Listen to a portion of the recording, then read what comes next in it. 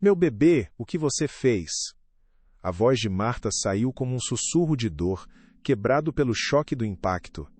Ela estava no chão, encolhida, com as mãos firmemente apoiadas sobre o ventre, um escudo instintivo para proteger a vida que carregava dentro de si, seu bem mais precioso. O brilho dos candelabros de cristal do restaurante de luxo, que pendiam do teto como diamantes congelados, parecia zombar da cena brutal que acabara de acontecer, um contraste cruel entre a opulência fria do ambiente e a dor crua e humana de uma mãe em desespero. Gabriel Del Valle, o jovem herdeiro mimado, permanecia de pé, o rosto contorcido numa máscara de fúria e desprezo, como se ela fosse um objeto descartável em seu caminho. Seus sapatos caros de couro italiano, polidos até refletirem a luz dourada do salão, eram a última coisa que Marta tinha visto antes do golpe covarde que a derrubou sem aviso. Um silêncio pesado e desconfortável, denso como uma névoa, caiu sobre o salão. Os talheres de prata pararam a file, meio caminho dos pratos caros e elaborados. As conversas animadas sobre negócios milionários e viagens exóticas se extinguiram como velas em uma ventania súbita.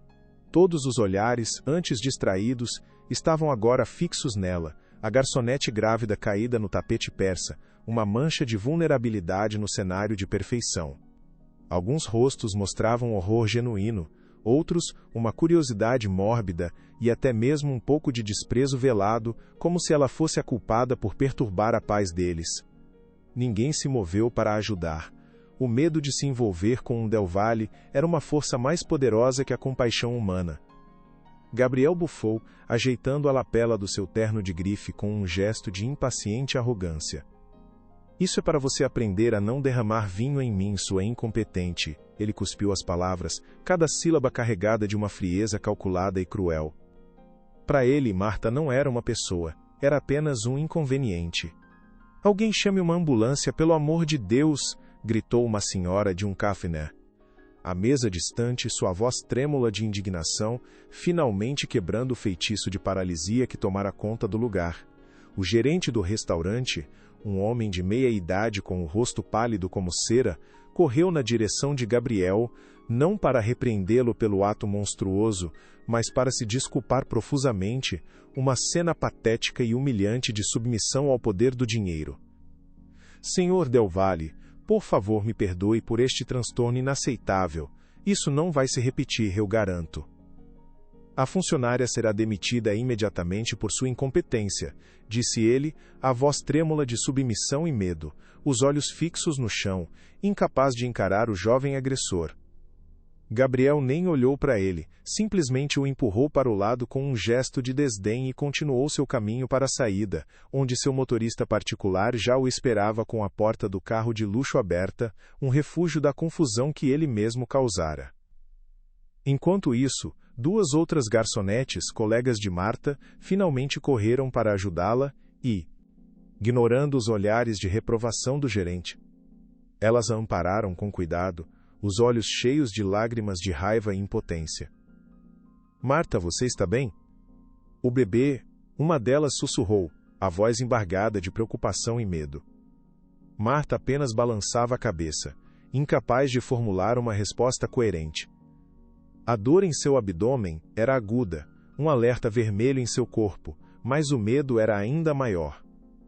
O medo paralisante pelo seu filho, a única coisa que realmente importava naquele momento de caos e humilhação.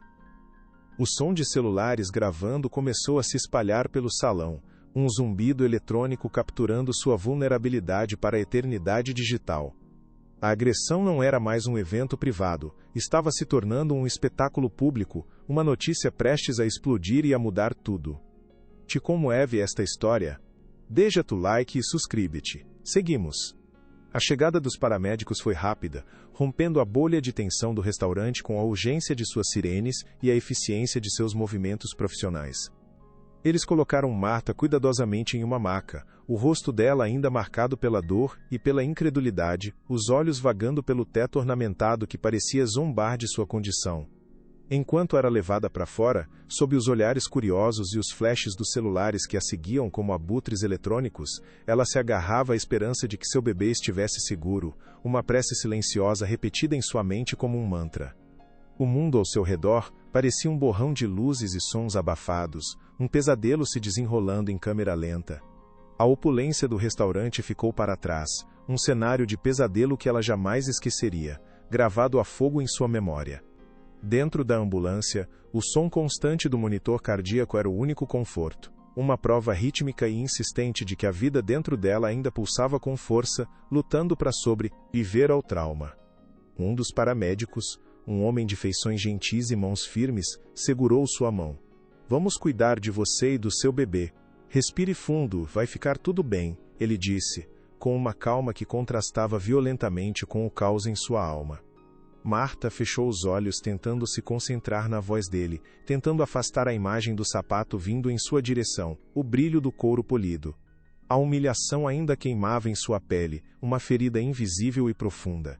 Não era apenas a agressão física, mas o desprezo no olhar de Gabriel, a forma como ele a descartou como se fosse nada. Aquilo doía mais do que qualquer ferida. Por que ele fez isso? Por quê? Ela pensou, uma lágrima silenciosa escorrendo por sua têmpora e se perdendo em seu cabelo. O que ninguém esperava estava prestes a acontecer. A sala de emergência do hospital era fria e impessoal, um contraste gritante com o calor e a vida que ela carregava dentro de si. As luzes brancas e fluorescentes do teto e o cheiro forte de antisséptico no ar aumentavam sua sensação de isolamento e medo. Os médicos a examinaram com uma eficiência profissional e distante, suas vozes calmas, mas sérias, enquanto discutiam os resultados dos exames em uma linguagem técnica que ela mal compreendia. Marta respondia às perguntas em um monólogo, sua mente ainda revivendo o momento da queda, o som do seu corpo batendo no chão. Cada toque em sua barriga, por mais gentil que fosse, a fazia estremecer de medo, esperando a pior notícia. "O bebê está estável por enquanto, mas precisamos mantê-la em observação rigorosa", disse uma médica com um olhar compassivo que finalmente a fez se sentir vista como uma pessoa.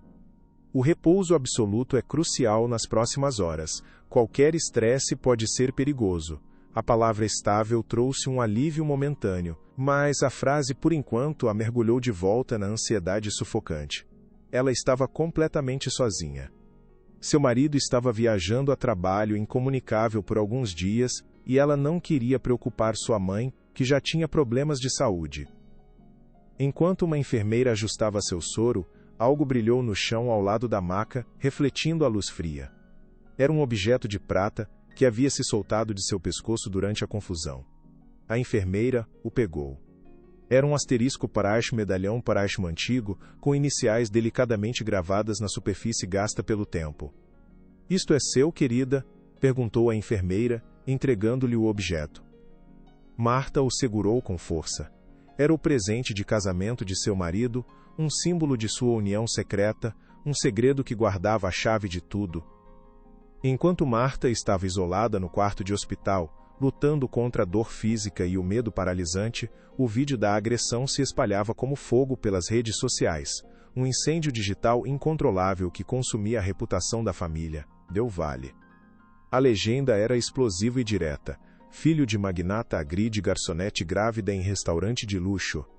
Em poucas horas, o nome de Gabriel Del Valle estava em todos os portais de notícias, nos lábios de milhões de pessoas. A indignação pública foi imediata e avassaladora. Comentários de repúdio e raiva inundavam as publicações. Pessoas comuns, mães, pais, trabalhadores, todos se viam em Marta. Viam a luta diária, a vulnerabilidade diante do poder e do dinheiro, a injustiça que sentiam na própria pele. A história não era mais sobre um simples ato de violência. Tornou-se um símbolo da arrogância da elite, da desigualdade que fervilhava sob a superfície polida da cidade de São Paulo. Os jornais começaram a cavar o passado de Gabriel, revelando um histórico de comportamento impulsivo e problemas que sempre foram encobertos pela influência de sua família poderosa. O Império Del Valle, antes visto com admiração e inveja, agora estava sob um escrutínio implacável e hostil. A imagem de perfeição que Fernando Del Valle construiu ao longo de décadas começava a rachar sob o peso do escândalo. O vídeo granulado e tremido era uma prova irrefutável que nem a melhor equipe de relações públicas poderia negar completamente. O que eles não sabiam era que a mulher caída no chão era muito mais do que uma garçonete anônima. Ela era a peça que poderia derrubar todo o castelo de cartas, mas, por enquanto, para o mundo, ela era apenas um rosto na multidão, uma vítima cujo nome ainda não era conhecido. Isso é um desastre, um completo e absoluto desastre. A voz de Fernando Del Valle ecoou em seu escritório suntuoso, com vista para a cidade que ele acreditava dominar. Ele atirou o tablet sobre a mesa de Mogno, a tela mostrando a imagem de seu filho no vídeo viral, repetindo a cena da agressão. Gabriel estava sentado à sua frente, com uma expressão que misturava desafio e tédio, como se estivesse sendo repreendido por uma nota baixa na escola, não por um ato criminoso que poderia destruir sua família. Eu não fiz nada demais, pai, ela mereceu. Derramou um vinho caríssimo em mim, Gabriel retrucou, com a petulância de quem nunca enfrentou consequências reais por seus atos, sempre protegido pela fortuna e pelo nome da família. Fernando se aproximou do filho, o rosto uma máscara de fúria contida, os nós dos dedos brancos de tensão. Você não entende a gravidade disso, Gabriel? Sua estupidez não custará apenas dinheiro. Custa nossa reputação, o nome Del Valle, tudo que construí está-se aí.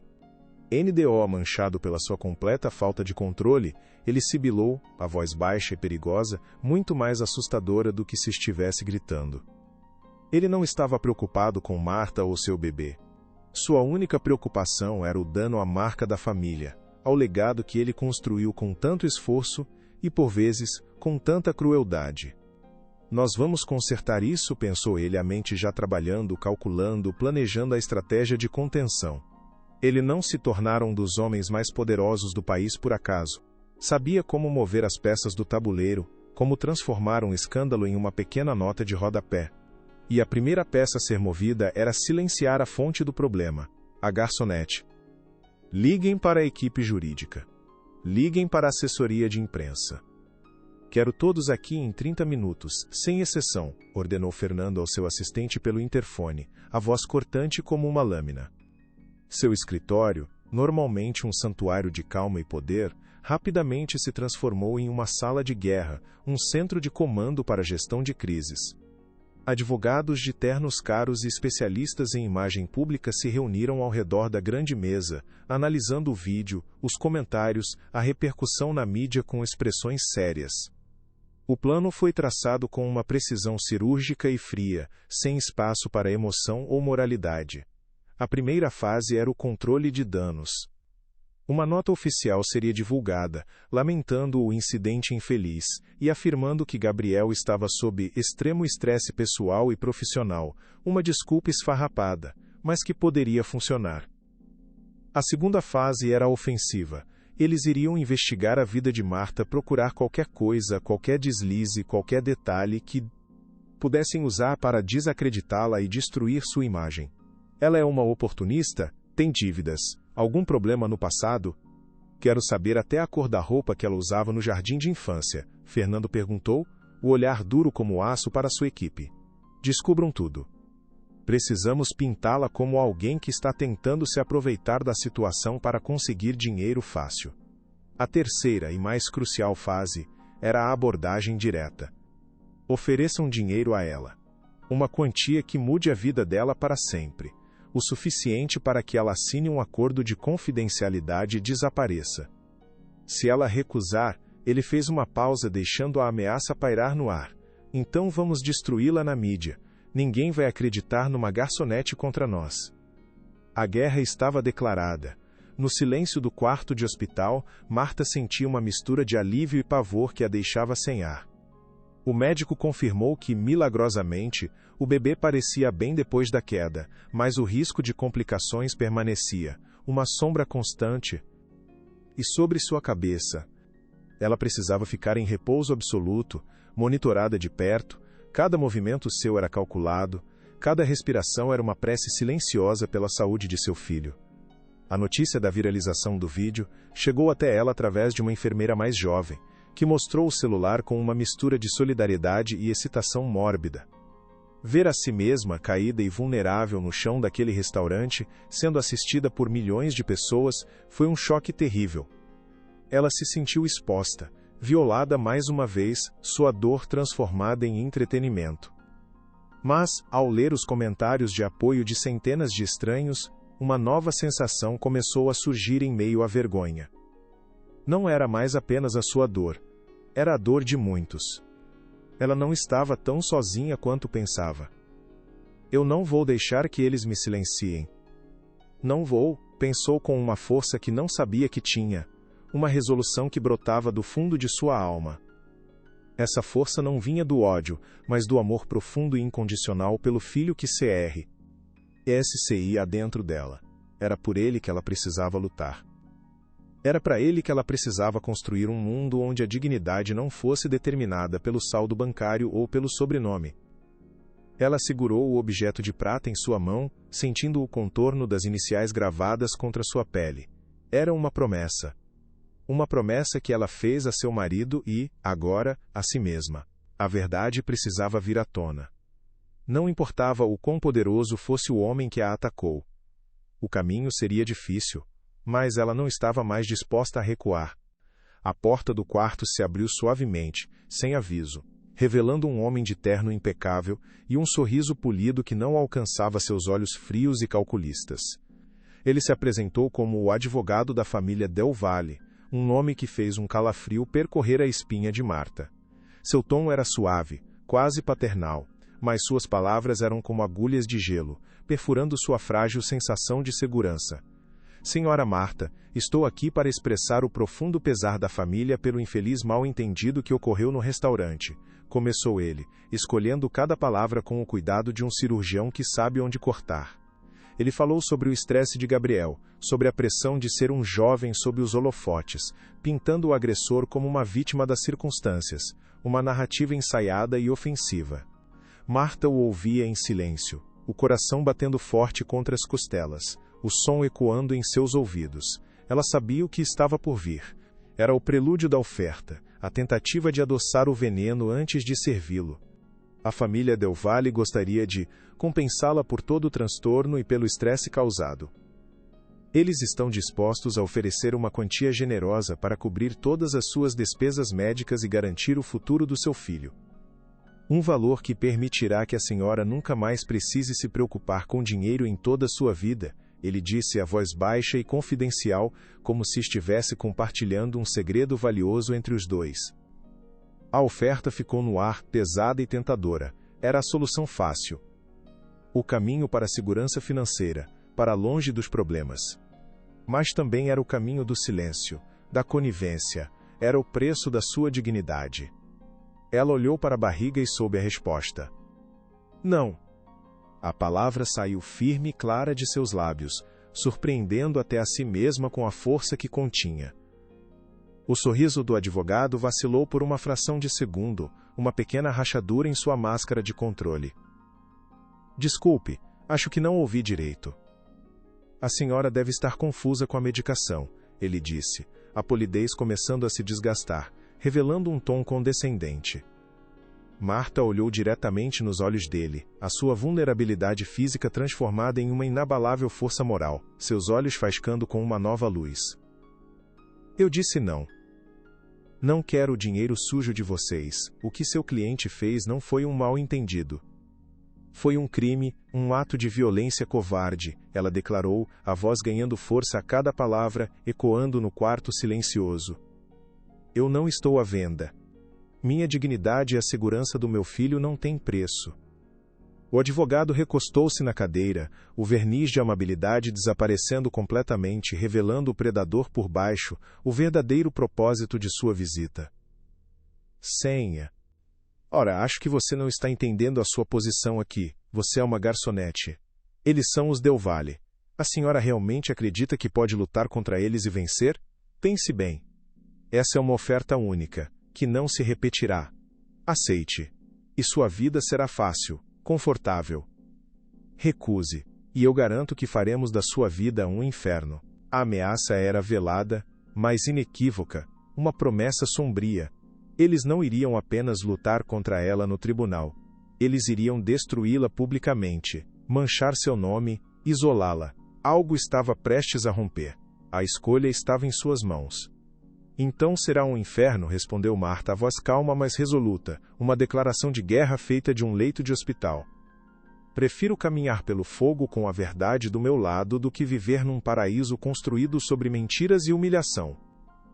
O advogado a encarou por um longo momento, os olhos estreitos avaliando-a, tentando encontrar uma fraqueza, uma brecha. Ele percebeu que havia subestimado aquela mulher. Ela não era movida a por ganância, como ele e seus clientes presumiam. Era movida por algo muito mais poderoso e perigoso para eles: princípios.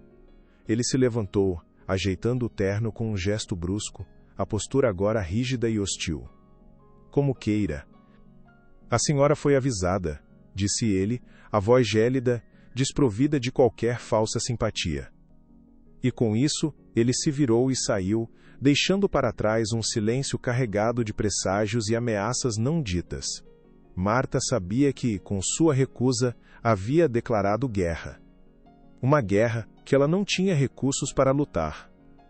Uma batalha de Davi contra Golias, onde Golias possuía um exército de advogados, assessores de imprensa e uma fortuna incalculável. A sensação de medo voltou, gelada e paralisante, apertando seu peito. O que eu fiz? Meu Deus, o que eu fiz? Pensou, o pânico subindo por sua garganta.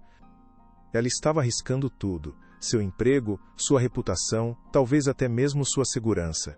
Mas então, sua mão instintivamente foi para o ventre. Ela sentiu um leve movimento, uma pequena vibração de vida. E a coragem voltou, quente e feroz como fogo. Ela não estava lutando apenas por si mesma. Estava lutando pelo futuro de seu filho. E por ele, ela enfrentaria qualquer inferno. A máquina de propaganda dos Del Valle não perdeu tempo, agindo com a velocidade e a eficiência de um predador. Horas depois da visita do advogado, as primeiras matérias pagas começaram a surgir em blogs e sites de notícias de menor expressão, como ervas daninhas venenosas brotando na internet. As manchetes eram sutis mas venenosas, plantando sementes de dúvida. Garçonete envolvida em incidente com herdeiro tem histórico de reclamações trabalhistas? Fontes próximas afirmam que Marta pedia uma quantia milionária para ficar em silêncio e não levar o caso à polícia. Eram mentiras descaradas, distorções grosseiras plantadas para semear a dúvida na opinião pública e corroer a simpatia que ela havia conquistado. O objetivo era claro e cruel: transformar a vítima em vilã, a agredida em uma golpista calculista e fria. Marta viu as notícias pelo celular de uma enfermeira e sentiu o estômago revirar, uma náusea de nojo e impotência. Eles estavam cumprindo a promessa do advogado. Estavam tentando envenenar sua imagem, destruir sua credibilidade antes mesmo que ela pudesse contar sua versão da história. A tática era covarde, mas eficaz. Alguns comentários online já começavam a mudar de tom, questionando suas verdadeiras intenções. A onda de apoio que a elevara agora ameaçava se transformar em um mar de suspeitas e acusações. A solidão se aprofundou. Seus colegas de trabalho antissolidários pararam de responder suas mensagens com medo de retaliação. O gerente do restaurante, provavelmente pressionado pela família Del Valle, enviou uma mensagem seca informando sobre sua demissão por justa causa. Em menos de um dia, ela havia perdido a saúde, a paz e o emprego. Mas a luta estava apenas começando. Em seu império de vidro e aço, Fernando Del Valle lia os relatórios de sua equipe de crise com uma satisfação fria e calculista, como um general observando o campo de batalha de uma posição segura. A estratégia estava funcionando. A opinião pública, sempre volúvel e faminta por drama, começava a se dividir. A hashtag de apoio a Marta perdia força, enquanto novas questionando suas motivações ganhavam tração, impulsionadas por perfis falsos. Ele havia transformado a crise em um jogo de narrativas, e nesse jogo, ele sempre vencia. Ela é mais teimosa do que eu pensava, comentou com seu principal advogado, quase com um toque de admiração perversa. Mas a teimosia quebra sob pressão. Aumentem a pressão. Quero que ela se arrependa de ter nascido.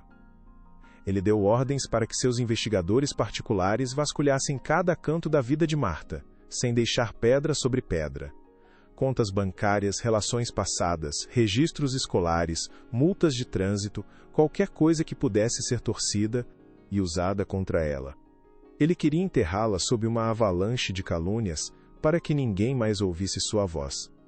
Gabriel, por sua vez, estava confinado em uma das propriedades da família fora da cidade, longe dos holofotes, como um animal de estimação mimado sendo punido por ter sujado o tapete. Por que não podemos simplesmente pagar para essa mulher desaparecer e acabar com isso? Ele reclamava ao telefone com o pai. Por que não se trata mais de dinheiro, Gabriel? Trata-se de poder, respondeu Fernando. Trata-se de mostrar a todos que ninguém mexe com a família Del Valle e sai impune. Ele não imaginava o poder que estava prestes a enfrentar. Marta sentiu o cerco se fechando ao seu redor, as paredes do quarto de hospital parecendo encolher a cada hora.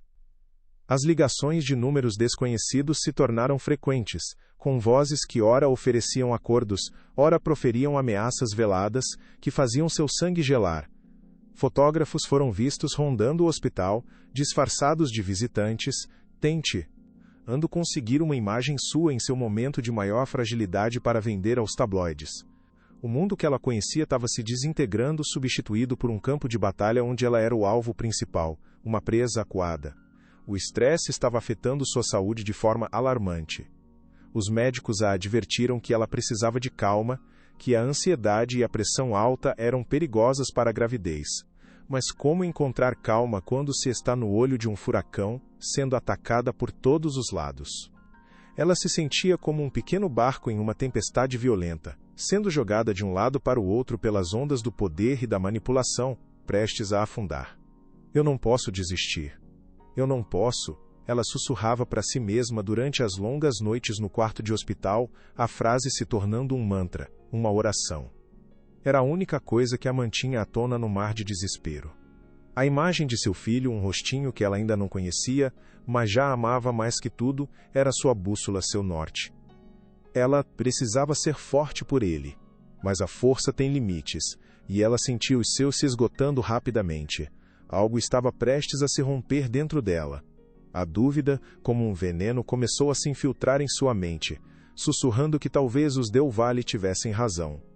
Talvez ela não pudesse vencer. Na tarde do terceiro dia no hospital, quando o desespero ameaçava consumi-la por completo, houve uma batida suave na porta do quarto. Marta presumiu que fosse outra enfermeira com mais remédios, ou pior, outro enviado dos Del Valle com novas ameaças. Pode entrar, disse ela, a voz cansada e desanimada, sem forças para lutar. A porta se abriu, e um homem que ela nunca tinha visto entrou no quarto. Ele era mais velho, com cabelos grisalhos, e um olhar sereno que transmitia uma autoridade tranquila e confiável. Ele não era um médico nem um advogado corporativo com sorriso falso. Havia algo diferente nele, uma aura de dignidade. Senhora Marta, ele perguntou, a voz calma e respeitosa, um bálsamo para seus nervos à flor da pele. Meu nome é Dr. Almeida. Sou advogado. Eu li sobre o seu caso nos jornais e gostaria de oferecer meus serviços, pro bono, sem nenhum custo para a senhora. Marta o encarou, desconfiada, o coração apertado. No mundo em que ela havia sido jogada, ninguém oferecia a Ju, dar sem querer algo em troca. Por que você faria isso? Eu não tenho como pagar um advogado como o senhor, She disse, a voz cheia de ceticismo e cansaço. O Dr. Almeida sorriu, um sorriso genuíno que aqueceu o ambiente frio. Digamos que eu tenho um interesse particular em garantir que a justiça prevaleça neste caso. E digamos que alguém que se importa muito com a senhora me pediu para vir ajudá-la. Ele não deu mais detalhes, mas seu olhar era significativo. Ele sabia de algo. Naquele momento, pela primeira vez em dias, um pequeno raio de esperança perfurou a escuridão que a envolvia. Talvez ela não estivesse tão sozinha, afinal. Alguém que se importa comigo? Marta repetiu a frase, a mente girando, tentando processar a informação inesperada e decifrar o enigma. O advogado não elaborou, mantendo um ar de mistério profissional que, estranhamente, a tranquilizou. O importante agora é focarmos em sua defesa e em sua saúde. A família Del Valle está construindo uma narrativa falsa e perigosa contra você. Precisamos construir a nossa, baseada na verdade dos fatos, disse ele, mudando de assunto com habilidade e trazendo-a de volta para a realidade da batalha que estava por vir. Ele se sentou ao lado da cama e a ouviu com uma atenção profunda, sem interromper uma única vez, seus olhos transmitindo uma empatia que ela não recebia há dias. Ela contou tudo, desde o momento do vinho derramado até a ameaça do advogado. O primeiro passo é garantir sua segurança. Vamos solicitar uma medida protetiva imediatamente. Em segundo lugar, vamos entrar com um processo civil e criminal. Não vamos aceitar nenhum acordo. Vamos levar isso a julgamento, ele declarou com firmeza. A palavra julgamento soou assustadora, mas também justa. E a campanha de difamação que eles estão fazendo? Perguntou ela, a voz ainda fraca. Nós vamos contra-atacar com a verdade, respondeu ele com uma confiança inabalável. Vamos conceder uma única entrevista para um jornalista sério e respeitado. Você vai contar a sua história com a sua voz. As pessoas precisam ouvir o seu lado. A ideia a apavorava, mas algo na calma dele a fez confiar. Eu preciso que você seja forte, Marta, ele a advertiu. Eles vão jogar sujo. Eu serei forte, ela pensou. A notícia de que Marta havia contratado um advogado de prestígio como o Dr. Almeida, uma lenda nos tribunais, chegou rapidamente aos ouvidos de Fernando Del Valle, como uma onda de choque em seu escritório. Ele ficou surpreso e profundamente irritado. Almeida era conhecido por sua integridade incorruptível e por nunca perder um caso de grande repercussão. Ele não era o tipo de advogado que podia ser comprado ou intimidado com ameaças vazias. Como ela conseguiu contratá-lo? De onde veio o dinheiro para pagar os honorários dele? Fernando rosnou para sua equipe de advogados, que se entreolharam, sem saber o que dizer. Ninguém tinha uma resposta. A presença de Almeida no caso mudava completamente o cenário do jogo. Não era mais um gigante contra uma formiga anônima. Agora era uma batalha entre dois titãs legais, e o resultado era incerto. A frustração de Fernando crescia a cada minuto. O problema que ele achou que resolveria com um simples cheque estava se transformando em uma guerra de atrito, custosa e perigosa para sua reputação. A teimosia daquela garçonete era inacreditável. O que a motivava? De onde vinha sua resiliência? Ele não conseguia entender. Em seu mundo, tudo era transacional, uma negociação de poder e dinheiro. A ideia de que alguém pudesse ser movido por princípios era algo que sua mente pragmática e cínica se recusava a aceitar.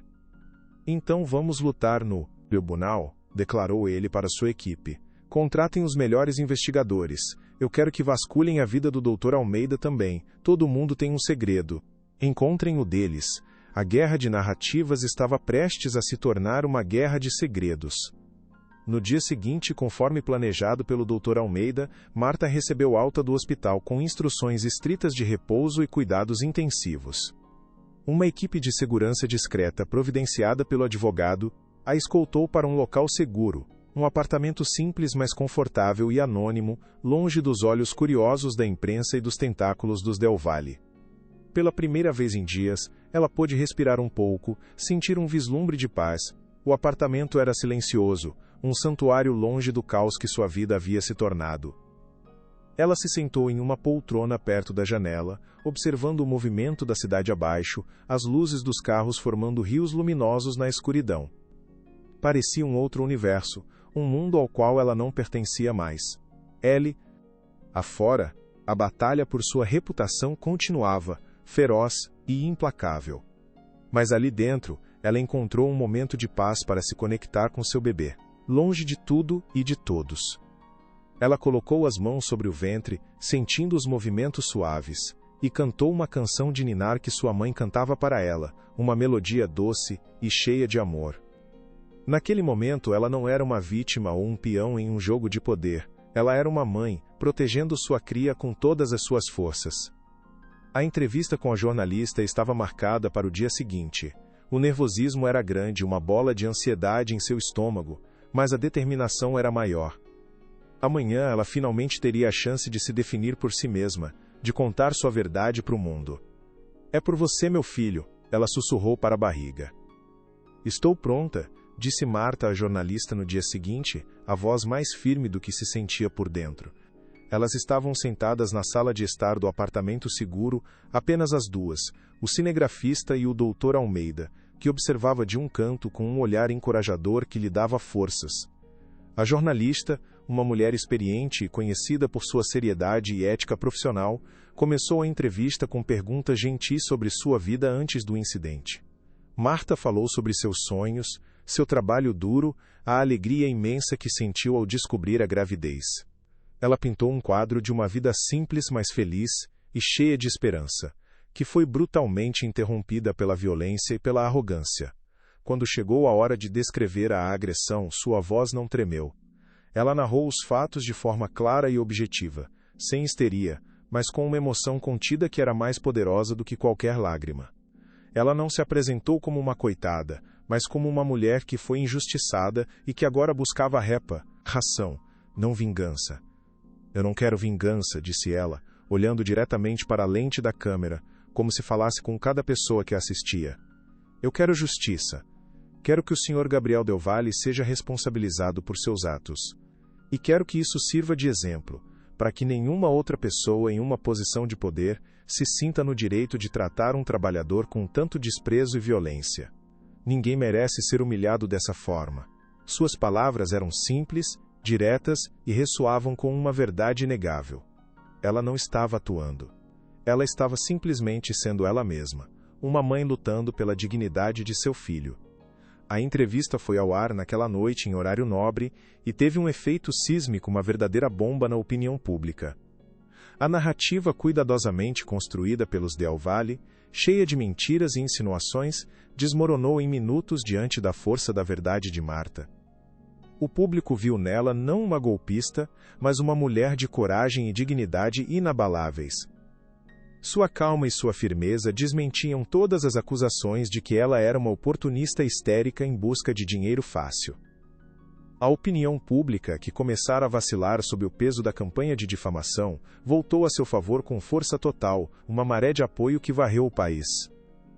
As redes sociais explodiram novamente, desta vez com uma onda de admiração por sua resiliência e força. A hashtag Somos Todos. Marta alcançou o topo dos trending topics no país, uma prova do impacto de suas palavras. Pessoas de todo o Brasil compartilhavam suas próprias histórias de abuso no local de trabalho, de humilhação por parte dos poderosos. Marta, sem querer, havia se tornado a voz de milhões de trabalhadores invisíveis. Ela havia dado um rosto e uma voz à sua luta silenciosa e diária. A entrevista não foi apenas uma vitória de relações públicas. Foi o início de um movimento social. Fernando Del Valle assistiu à entrevista de seu escritório, o rosto uma máscara de fúria impotente. Ele percebeu, com um gosto amargo na boca, que havia perdido o controle da narrativa. Marta não era mais apenas uma garçonete. Ela era um símbolo. E símbolos são muito mais difíceis de destruir. A repercussão da entrevista de Marta caiu como uma bomba no quartel-general dos Del Valle, estilhaçando a arrogância de Fernando e transformando sua irritação em uma fúria gelada e calculista. Ele assistiu ao programa em seu escritório luxuoso, o rosto impassível, mas os olhos queimando de ódio enquanto a imagem daquela garçonete serena e digna dominava a tela de plasma. Cada palavra que ela proferia era um golpe direto em seu orgulho, em seu poder inquestionável, em seu nome de família. A mulher que ele pretendia esmagar como um inseto insignificante havia se tornado, da noite para o dia, um símbolo nacional de resistência, e isso era intolerável. O telefone em sua mesa não parava de tocar, uma sinfonia irritante de pânico e questionamentos. Eram acionistas preocupados, parceiros de negócios questionando a estabilidade da liderança, amigos da alta sociedade oferecendo conselhos inúteis. A maré havia virado contra eles. Isso não é mais sobre um incidente isolado. Isso se tornou uma guerra de narrativas, e nós estamos perdendo feio, disse o chefe de sua equipe de relações públicas. Fernando se levantou e caminhou até a enorme janela. Nós não estamos perdendo. Nós apenas subestimamos o inimigo, ele respondeu, a voz baixa e perigosa. Ela quer uma guerra? Então ela terá uma guerra, mas será nos meus termos. Chega de sutilezas. A partir de agora, nosso objetivo é aniquilá-la. Quero que todos esqueçam seu nome, exceto como um sinônimo de mentirosa. Come, sem agora. Mas como se destrói a verdade? Essa era uma pergunta que ele não sabia responder. No apartamento seguro, Marta sentia o calor do apoio público como um abraço coletivo que a aquecia por dentro, uma muralha contra o frio do medo. As mensagens de solidariedade inundavam as redes sociais, criando uma barreira protetora ao redor dela, um exército de anônimos que se viam em sua luta. O Dr. Almeida sentou-se à sua frente, um tablet na mão, mostrando-lhe gráficos da repercussão avassaladora. Sua entrevista foi um sucesso absoluto, Marta. Você humanizou a questão, trouxe a verdade para o lado da luz. Agora, eles estão completamente encurralados, reagindo como animais feridos, disse ele, com um tom de satisfação profissional. Marta, no entanto, não conseguia relaxar completamente. Uma sensação de apreensão persistia como uma sombra. Eles não vão desistir, não é, doutor? Pessoas como eles, com tanto poder e tanto orgulho, nunca desistem. Eles dobram a aposta, ela perguntou, a voz carregada de uma sabedoria amarga. O advogado a olhou com seriedade, seu otimismo dando lugar a um realismo cauteloso. Não, eles não vão. Fernando Del Valle é conhecido por ser implacável. A campanha de difamação vai piorar muito antes de melhorar. Vão tentar desenterrar qualquer coisa do seu passado, por mais insignificante que seja. Vão distorcer suas palavras. Vão atacar sua família, seus amigos. Precisamos estar preparados para o pior. A batalha estava longe de terminar. Na verdade, estava apenas começando a ficar mais suja e perigosa. Estou pronta para o que vier, ela pensou. O que você quer dizer com não há nada? Todo mundo tem um podre. Cave mais fundo, gritou Fernando Del Valle ao telefone com o chefe da equipe de investigadores particulares. Do outro lado da linha, o homem soava desconfortável. Senhor Del Valle, com todo respeito, nós reviramos a vida dessa mulher do avesso. Ela é limpa. Assustadoramente limpa. Trabalha desde os 16 anos, nunca teve uma reclamação. Suas finanças estão em ordem. Não há dívidas, não há vícios, não há ex-namorados com histórias escandalosas. A mulher é praticamente uma santa, relatou o investigador. Fernando desligou o telefone com um estrondo, a raiva o consumindo. A integridade de Marta era um insulto pessoal para ele, uma anomalia em seu mundo cínico onde todos tinham um preço ou um segredo sujo. Como ela ousava ser tão decente? Era um obstáculo que ele não havia previsto. Se não podiam manchar seu passado, teriam que inventar um. Plano B, ele anunciou para sua equipe de crise. Quero que criem uma na CICAD, Colfa da CICAD, ativa. Digamos que ela tinha um relacionamento secreto com o gerente do restaurante e foi demitida por roubo. Plantem essa história. Contratem testemunhas, ex-colegas de trabalho dispostos a mentir em troca de um bom dinheiro. Façam parecer crível. Se a verdade não nos serve, nós criaremos a nossa própria verdade. Era uma tática desesperada e suja, mas Fernando não se importava mais com as consequências. Ele estava disposto a queimar o mundo para proteger seu orgulho. Mas o fogo que ele acendia poderia acabar queimando a si mesmo. Enquanto a máquina de mentiras dos Del Valle começava a moer, o Dr. Almeida preparava sua própria ofensiva, uma estratégia legal meticulosa. Ele e sua equipe trabalhavam noite e dia montando um processo que era uma obra-prima de jurisprudência. Eles não estavam apenas processando Gabriel por agressão, mas também Fernando e as empresas Del Valle por danos morais, assédio e por orquestrarem uma campanha de difamação sistemática. Não estamos pedindo apenas uma compensação financeira, Marta, explicou o Dr. Almeida. Estamos pedindo uma retratação pública em rede nacional. Queremos que eles admitam que mentiram. Queremos que o juiz estabeleça um precedente, para que corporações poderosas pensem duas vezes antes de tentar destruir a reputação de um cidadão comum para encobrir seus crimes. Ele apontou para uma cláusula específica no processo, os olhos brilhando com convicção. E estamos pedindo que Gabriel seja condenado a prestar serviço comunitário em um abrigo para mulheres vítimas de Hurubira al-Qatma, de série. Violência. Não basta punir, é preciso tentar educar. É preciso mostrar a ele a realidade que ele despreza. Marta ficou impressionada com a abrangência e a inteligência da estratégia. Não era apenas sobre ganhar o caso, era sobre mudar o sistema. Você realmente acredita que podemos conseguir tudo isso? Ela perguntou, a esperança lutando contra o ceticismo. O advogado sorriu. Eu acredito na lei, Marta. E acredito acima de tudo, na verdade. A sua verdade é muito poderosa, e a verdade deles estava prestes a ser testada no fogo. Marta, sou eu, Gabriel. A voz no telefone era inconfundível, carregada da mesma arrogância presunçosa que ela se lembrava com nojo do restaurante. Seu sangue gelou instantaneamente. Como ele conseguiu o número seguro que o Dr. Almeida havia lhe dado? Um calafrio de medo percorreu sua espinha, fazendo-a se sentir vulnerável e exposta. Ela estava em um apartamento secreto, mas de repente se sentiu completamente invadida, como se ele estivesse ali no quarto Colia. Ela. O que você quer? Ela respondeu, a voz mais trêmula do que gostaria. Do outro lado da linha, ela podia ouvir o som de música alta e risadas, como se eles estivessem em uma festa. Eu só queria te dar um conselho, de coração, ele disse, o tom falsamente amigável fazendo sua pele se arrepiar. Meu pai está te oferecendo uma fortuna para você simplesmente desaparecer. Aceite o dinheiro, sua idiota. Compre uma casa, viaje pelo mundo, sei lá o que gente como você faz com dinheiro. Mas pare com esse circo. Você realmente acha que pode ganhar? Você é uma ninguém.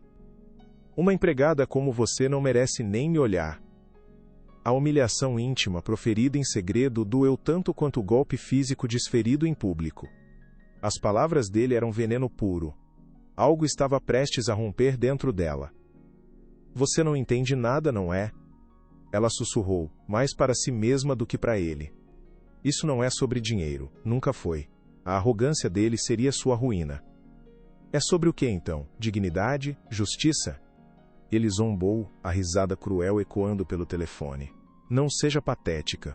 O mundo não funciona assim. Acorda para a vida. O mais forte vence, e nós somos mais fortes. Sempre fomos, e sempre seremos. Você é só uma pedra no nosso sapato, e nós vamos te esmagar sem pensar duas vezes. O veneno em sua voz era palpável. A falta de remorso era absoluta. Ele não se sentia culpado. Sentia-se injustiçado. Marta respirou fundo, reunindo toda a força que lhe restava, pensando na pequena vida que crescia dentro dela. A imagem de seu bebê deu-lhe a coragem de que precisava para não desmoronar. Você pode ter todo o dinheiro do mundo, Gabriel, mas você é pobre. Pobre de espírito, pobre de caráter. E essa é uma pobreza da qual nenhuma fortuna pode te salvar, ela disse, a voz finalmente firme e clara como cristal, cortando a arrogância dele com a força da verdade.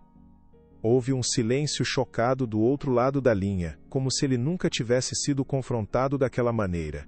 Você vai se arrepender disso, ele sibilou, a ameaça nua e crua. Você não sabe com quem está se metendo. E então, ele desligou na cara dela. Marta ficou segurando o telefone, o corpo tremendo, não de medo, mas de uma raiva justa e fria. A ligação apenas a fortaleceu. Ela sabia que estava no caminho certo. E agora, tinha mais uma prova contra eles. Eles conseguiram seu número através de uma brecha na companhia telefônica, um contato que eles têm lá dentro. Já estamos tomando as medidas cabíveis. Sinto muito, Marta. Isso não deveria ter acontecido. O Dr. Almeida estava furioso, sua calma habitual substituída por uma indignação controlada e perigosa. Ele andava de um lado para o outro na pequena sala de estar do apartamento, o celular pressionado contra a orelha enquanto dava ordens ríspidas à sua equipe. Marta o observava em silêncio, o coração ainda acelerado pela ligação com Gabriel. A violação de sua segurança era assustadora, uma demonstração clara do alcance e do poder dos Del Valle. Eles podiam chegar até ela a qualquer momento. Nós precisamos reforçar sua segurança imediatamente. E precisamos usar isso a nosso favor no processo, disse o advogado, desligando o telefone e voltando sua atenção para ela, os olhos focados e estratégicos. A ligação foi uma ameaça direta e uma violação de sua privacidade. Isso é um crime. Pode. Engenhemos, e vamos usar isso no processo para mostrar um padrão de assédio e intimidação. Você se importa em descrever exatamente o que ele disse? Marta relatou a conversa, a humilhação ainda queimando em suas bochechas. O advogado ouvia, o rosto ficando mais sombrio a cada frase. Uma empregada como você não merece nem me olhar, ele repetiu, balançando a cabeça com nojo. A arrogância dele será a sua ruína. Eles não percebem que estão nos entregando a munição de que precisamos para vencê-los. O erro de Gabriel seria fatal. No dia seguinte, Fernando Del Valle convocou uma coletiva de imprensa. Foi um evento grandioso realizado no auditório de sua empresa, com dezenas de jornalistas e câmeras de televisão. Ele subiu ao pódio, a imagem da confiança e do poder, o terno italiano perfeitamente cortado. Eu estou aqui hoje para falar sobre as acusações infundadas e oportunistas que foram feitas contra meu filho, Gabriel, ele começou, a voz calma e ressonante. Ele pintou um quadro de seu filho como um jovem trabalhador, sob imensa pressão, que cometeu um erro de julgamento em um momento de estresse. Ele minimizou a agressão, chamando-a de um empurrão infeliz. Então, ele voltou sua artilharia pesada contra Marta. Esta mulher, a senhora Marta, viu uma oportunidade de ganhar dinheiro fácil. Desde o início, suas exigências foram puramente financeiras. Ela e seus advogados estão tentando extorquir minha família, usando a mídia para criar um circo e nos pressionar. A mentira era tão descarada, tão audaciosa que era quase convincente em sua simplicidade. Ele a chamou de oportunista na frente das câmeras, uma humilhação pública televisionada para todo o país. Ele estava tentando destruir sua credibilidade de uma vez por todas, transformando a vítima em vilã. Ele não sabia, mas estava apenas jogando mais lenha na fogueira da sua própria destruição. Cada mentira que ele contava se tornaria uma prova contra ele no tribunal. O teatro estava montado. Marta assistiu à coletiva de imprensa pela televisão, o estômago revirando a cada mentira que saía da boca de Fernando Del Valle. Ela se sentia impotente, observando enquanto o homem mais poderoso da cidade a difamava publicamente, distorcendo a verdade com uma facilidade assustadora. As palavras dele eram como pedras, atiradas contra ela através da tela. O Dr. Almeida, sentado ao seu lado, permaneceu em silêncio, observando a performance de Fernando com um olhar analítico. Quando a coletiva terminou, ele desligou a TV. Não se deixe abalar por isso, Marta, é exatamente o que ele quer. Ele quer que você reaja com raiva, que perca o controle. É uma armadilha clássica, disse ele, a voz calma. Marta balançou a cabeça, as lágrimas de frustração e raiva brotando em seus olhos. Mas as pessoas vão acreditar nele, ele é tão convincente, tão poderoso, como podemos lutar contra isso? O advogado colocou uma mão reconfortante em seu ombro. Nós não lutamos no campo de batalha dele, que é a mídia. Nós lutamos no nosso, que é o tribunal. Deixe que ele faça seu teatro. Cada mentira que ele conta hoje será uma contradição que usaremos contra ele no julgamento. Ele está cavando a própria cova, só não percebeu ainda.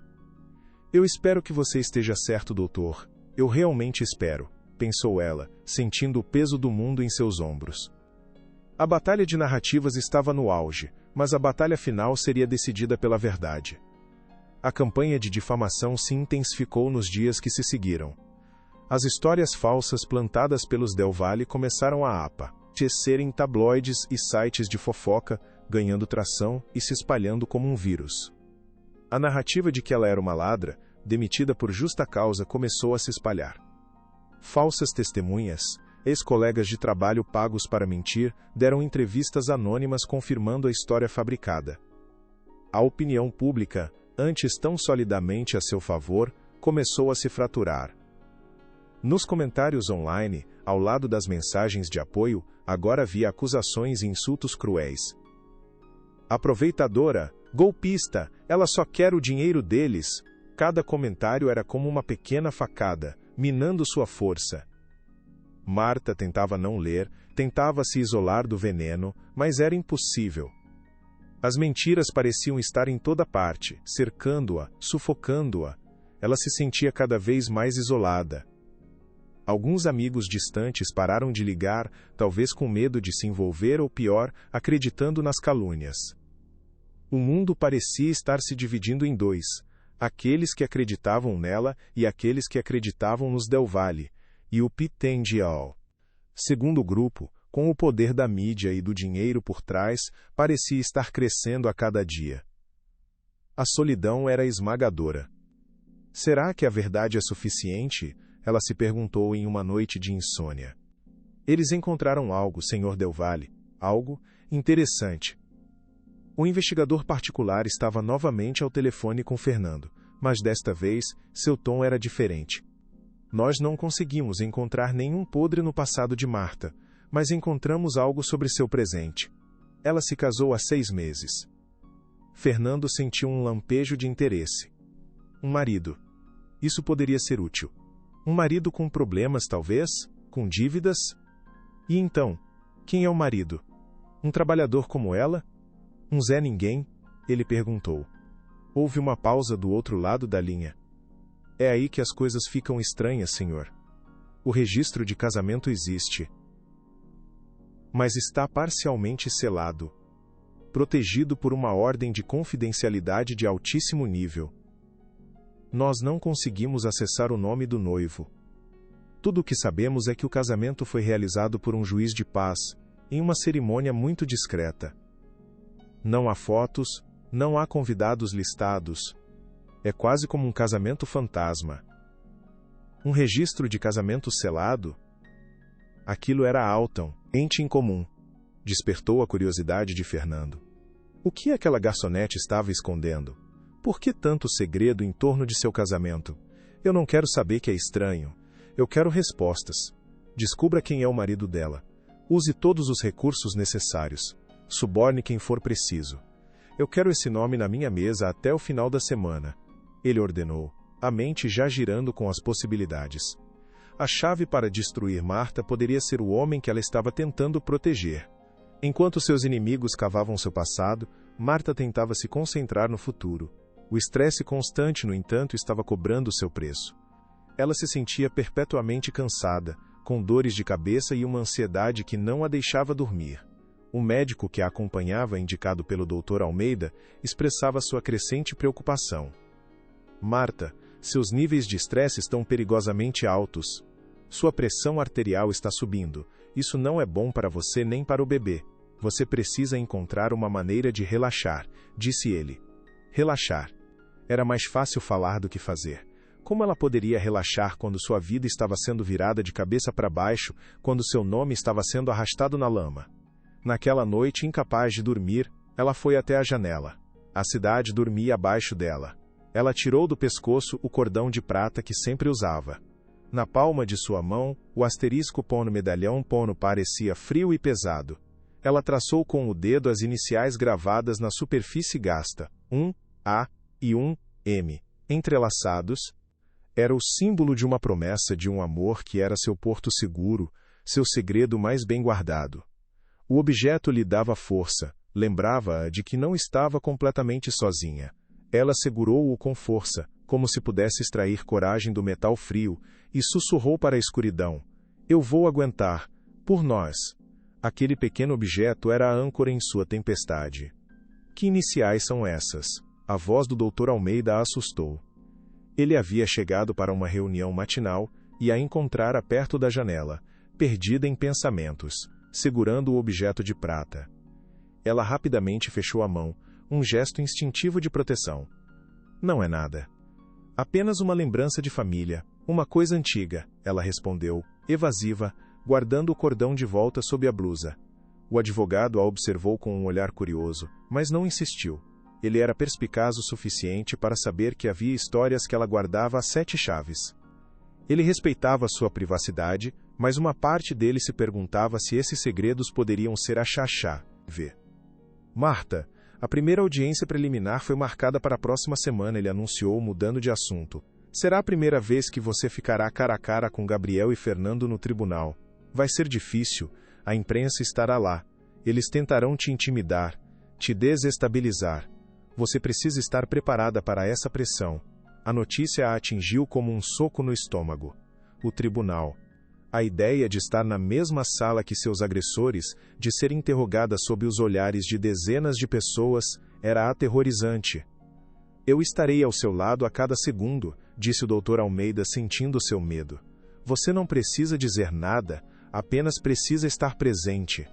Sua presença, sua coragem falará mais alto, mas ela se perguntava se teria coragem suficiente. A ansiedade de Marta crescia a cada hora que passava. Ela tinha pesadelos com o tribunal, com os rostos zombeteiros de Gabriel e Fernando, com as câmeras piscando como os olhos de predadores. Durante o dia ela tentava se manter ocupada, mas sua mente sempre voltava para o mesmo lugar, para o medo paralisante do que estava por vir. Ela se sentia frágil, vulnerável, como uma peça de vidro prestes a se estilhaçar. O apoio público, que antes a sustentava, agora parecia distante e abafado pela campanha de mentiras. Eu não sei se consigo fazer isso, doutor, ela confessou ao advogado em uma noite de desespero, a voz quebrada pelo choro. Eu estou com tanto medo. E se eu congelar? E se eles me fizerem parecer uma mentirosa? O doutor Almeida a ouviu pacientemente, deixando-a desabafar toda a sua angústia. Ele não ofereceu palavras vazias de consolo. Em vez disso, ele lhe contou uma história. A história de outro cliente seu, anos atrás. Um trabalhador rural que ousou processar um fazendeiro poderoso por condições de trabalho análogas à escravidão. Todos diziam que era uma causa perdida. O homem foi ameaçado, sua família foi perseguida. Mas ele não desistiu, e no final ele venceu. O que ninguém esperava estava prestes a acontecer. A coragem daquele homem a inspirou. A coragem não é a ausência de medo, Marta, disse o Dr. Almeida, a voz suave, mas cheia de uma convicção contagiante. É agir apesar do medo. Aquele homem estava apavorado, assim como você está agora. Mas ele sabia que estava lutando por algo maior do que ele mesmo. Ele estava lutando pela dignidade de todos os trabalhadores como ele. E é isso que você está fazendo. Você não está apenas lutando por si mesma e por seu filho. Você está lutando por todas as pessoas que já foram humilhadas e silenciadas. Sua coragem inspira outras pessoas. Sua voz dá força aos que não têm voz. As palavras dele a tocaram profundamente, acendendo uma pequena chama de determinação em meio à escuridão de seu medo. Ela não era uma vítima indefesa. Ela era uma lutadora. Ela se lembrou da ligação de Gabriel, da humilhação na coletiva de imprensa de Fernando. A raiva justa voltou, suplantando o medo, transformando-o em combustível. Ela não podia permitir que eles vencessem. Não depois de tudo o que haviam feito. Ela enxugou as lágrimas, o rosto agora com uma expressão de resolução de aço. Você está certo. Eu não vou deixar que o medo me paralise. Eu vou a essa audiência. E vou olhar nos olhos deles sem baixar a cabeça. O advogado sorriu, um sorriso de orgulho e admiração. Eu sabia que você diria isso. Agora, vamos nos preparar. A guerreira estava pronta para a batalha. Encontramos um nome, Sr. Del Valle. Foi preciso muito dinheiro e alguns contatos, digamos não oficiais, mas nós temos o nome do marido de Marta. A voz do investigador ao telefone era triunfante. Fernando sentiu uma onda de excitação. Finalmente, a arma que ele precisava para acabar com aquela farsa. A peça que faltava em seu quebra-cabeça. Diga, quem é ele? Ele ordenou, a caneta pairando sobre um bloco de notas. O investigador hesitou por um momento, uma pausa dramática. O nome dele é...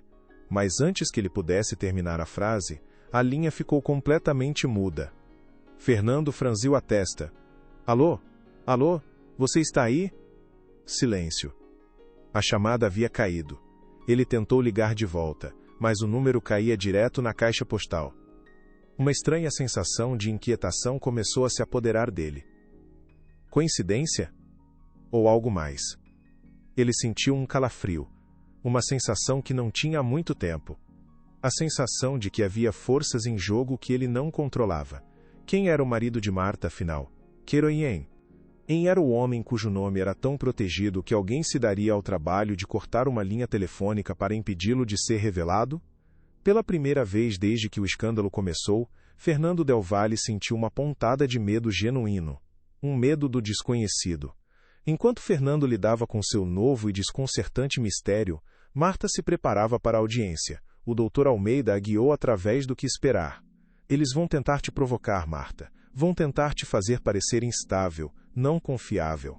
Vão questionar seu caráter. O mais importante é manter a calma. Responda apenas o que for perguntado, de forma clara e concisa. Não se envolva em discussões. Olhe para o juiz, não para eles. E lembre-se, a verdade está do seu lado, ele instruiu. Eles ensaiaram por hora, com um dos jovens advogados da equipe de Almeida fazendo o papel do advogado de defesa, fazendo perguntas agressivas e insinuantes. Foi um exercício exaustivo e emocionalmente desgastante. Reviver a agressão, defender sua honra contra acusações falsas, tudo isso a deixava esgotada. Mas a cada pergunta que ela respondia com firmeza e dignidade, ela se sentia um pouco mais forte, um pouco mais preparada. Ela estava forjando uma armadura em torno de seu coração, uma armadura feita de verdade e determinação, que nenhuma mentira poderia perfurar. "Eu estou pronta", disse ela ao final do ensaio, a voz cansada, mas firme. "Que eles venham com o pior que tiverem, eu não vou quebrar." Mas ela sabia, no fundo, que as palavras eram mais fáceis do que a realidade que a esperava no tribunal. A noite anterior à audiência foi a mais longa da vida de Marta. O sono não veio. Ela se revirava na cama, a mente a mil, repassando os conselhos do Dr. Almeida, imaginando os rostos de Gabriel e Fernando. O medo e a ansiedade eram uma presença física, um peso em seu peito. Sentindo-se sufocada, ela se levantou e foi para a sala. Foi quando viu um envelope branco que havia sido deslizado por debaixo da porta. Seu coração disparou. Seria outra ameaça? Com as mãos trêmulas, ela pegou o envelope. Não havia remetente. Dentro, havia apenas um único pedaço de papel. Ela o abriu. Não era uma ameaça. Era uma fotografia. Uma foto sua e de seu marido no dia de seu casamento secreto. Eles estavam sorrindo, os rostos iluminados pela felicidade. Ele a abraçava com ternura, a mão dele protetoramente sobre o início de sua barriga. No verso, havia uma única frase, escrita com uma caligrafia familiar e elegante. "Lembre-se do porquê estamos lutando. Eu estou com você. Sempre." As lágrimas vieram, mas desta vez eram lágrimas de alívio e amor.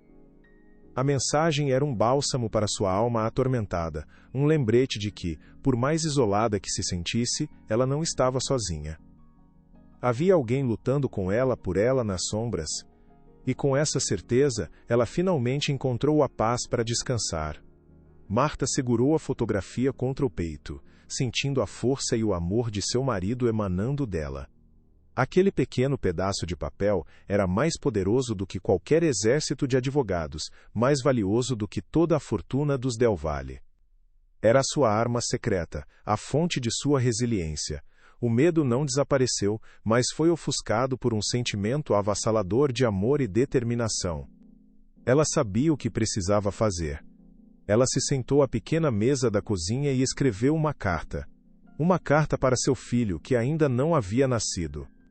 Ela escreveu sobre a luta que estavam enfrentando, sobre a injustiça e a crueldade. Mas também escreveu sobre a bondade e o apoio que receberam, sobre a força que descobriu dentro de si mesma. "Eu quero que você saiba, meu filho", ela escreveu, as lágrimas manchando a tinta, "que eu lutei por você. Lutei por um mundo onde você possa crescer com dignidade, onde seu valor não seja medido pelo dinheiro. Lutei para que você saiba que a verdade e a justiça valem a pena. E não importa o que aconteça amanhã, nós já vencemos, porque temos um ao outro." Ela dobrou a carta e a colocou junto com a fotografia, um tesouro para o futuro. Naquela noite, pela primeira vez em semanas, Marta dormiu em paz. Ela estava pronta para a batalha que a esperava ao amanhecer. Lo más fuerte está por venir. Quédate hasta el final. Na manhã seguinte, quando o Dr. Almeida chegou para buscá-la, ele encontrou uma mulher diferente. A fragilidade e o medo em seus olhos haviam sido substituídos por uma calma e uma determinação de aço. Ela estava vestida de forma simples, mas elegante, em um vestido que não escondia sua gravidez, mas a exibia com orgulho. Seu rosto estava sereno, quase luminoso. "Você está pronta?" ele perguntou, impressionado com a transformação. "Sim", ela respondeu, a voz clara e firme. "Vamos fazer isso." A viagem até o fórum foi silenciosa. Do lado de fora, uma multidão de jornalistas e curiosos se acotovelava, criando um frenesi de câmeras e microfones. A equipe de segurança teve que abrir caminho para eles passarem. Marta manteve a cabeça erguida, os olhos fixos à frente, ignorando os flashes e as perguntas gritadas. Ela não era mais uma vítima assustada, era uma guerreira caminhando para a arena. A sala do tribunal era exatamente como ela imaginara. Fria, imponente, com painéis de madeira escura. E lá estavam eles, sentados à mesa da defesa. Fernando, com sua máscara de superioridade. E Gabriel, com um sorriso de escárnio no rosto. O olhar dele encontrou o dela, e ele fez um gesto sutil de desprezo. Mas Marta não vacilou. Ela apenas o encarou de volta, o olhar firme e inabalável. O jogo havia começado, e ela estava pronta para jogar. O juiz entrou na sala, e todos se levantaram. O ar estava carregado de tensão. O advogado dos Del Valle, um homem famoso por sua agressividade, começou a falar. Ele pintou Marta como uma mentirosa e uma extorsionária, repetindo as mesmas calúnias que Fernando havia dito na coletiva de imprensa. Ele apresentou provas de seu suposto histórico de roubo no restaurante, incluindo depoimentos fraudulentos de ex-colegas de trabalho. A cada mentira, Marta sentia uma pontada de raiva, mas se lembrava do conselho do Dr. Almeida manter a calma. Ela se concentrou em sua respiração, na sensação da vida se movendo dentro dela. Quando chegou a vez do Dr. Almeida falar, sua abordagem foi o oposto completo. Sua voz era calma, ponderada, mas cada palavra era carregada de peso. Ele metodicamente desmontou cada mentira da defesa, apresentando provas documentais que contradiziam os depoimentos falsos. Ele mostrou o histórico de trabalho impecável de Marta. Ele mostrou relatórios financeiros que provavam que ela não tinha dívidas. Ele estava construindo seu caso tijolo por tijolo.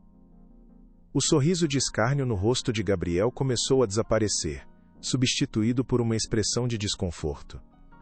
Fernando permaneceu impassível, mas um pequeno tique nervoso em sua mandíbula traiu sua crescente ansiedade. A verdade estava começando a brilhar. O ponto alto da audiência preliminar veio quando o Dr. Almeida abordou a ligação de Gabriel para Marta. Meritíssimo, temos provas de que o réu, Sr. Gabriel Del Valle, violou uma ordem de segurança para entrar em contato com a minha cliente e proferir ameaças diretas.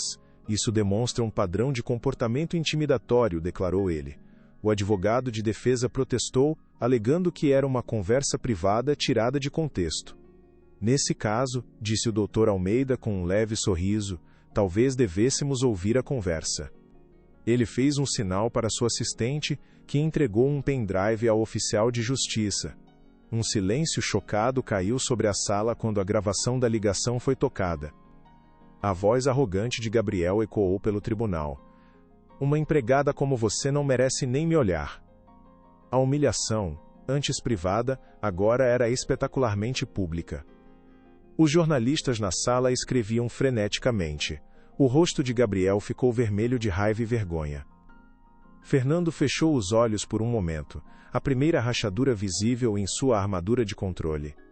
O juiz olhou para Gabriel por cima dos óculos com um olhar de profundo desapontamento. Naquele momento, a maré do julgamento virou decisivamente a favor de Marta.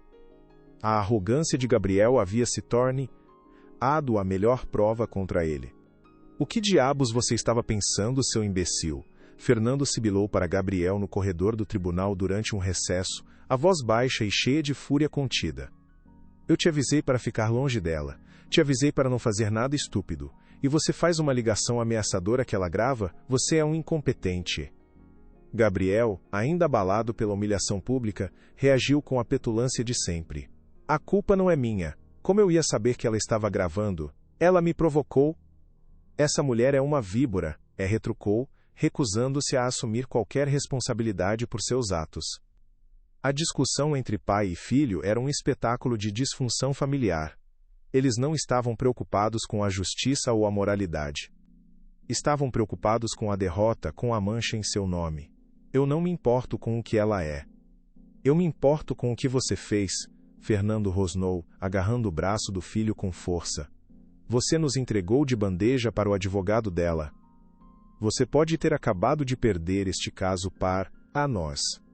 A briga atraiu os olhares curiosos de alguns jornalistas que passavam pelo corredor. Percebendo a atenção, Fernando soltou o filho e recompôs sua máscara de calma, ajeitando a gravata. Mas o dano já estava feito. A imagem da família Del Valle, unida e poderosa, havia rachado. revelando as fissuras de arrogância e medo por dentro. Marta e o Dr. Almeida observaram a cena de longe. Eles estão começando a se desesperar. Estão cometendo erros, comentou o advogado, com uma nota de satisfação. Marta, no entanto, não sentia alegria ao ver a família Del Valle se desintegrando. Sentia apenas um cansaço profundo. Quando isso vai acabar, doutor? Ela perguntou. Ele a olhou com compaixão. Estamos apenas no começo, Marta. O julgamento principal ainda está por vir. E eles vão lutar com tudo que têm. Mas hoje, nós ganhamos uma batalha importante. Mostramos ao juiz e ao mundo quem eles realmente são. Quando a audiência foi retomada, o juiz tomou sua decisão. Ele negou o pedido da defesa para arquivar o caso, afirmando que havia evidências mais do que suficientes para prosseguir com um julgamento completo. Ele também emitiu uma ordem de restrição mais severa contra Gabriel, proibindo-o de qualquer forma de contato com Marta, sob pena de prisão. Foi uma vitória clara para Marta. Ao sair do tribunal, a multidão que a esperava era diferente. Os gritos de oportunista haviam sido substituídos por aplausos e gritos de apoio.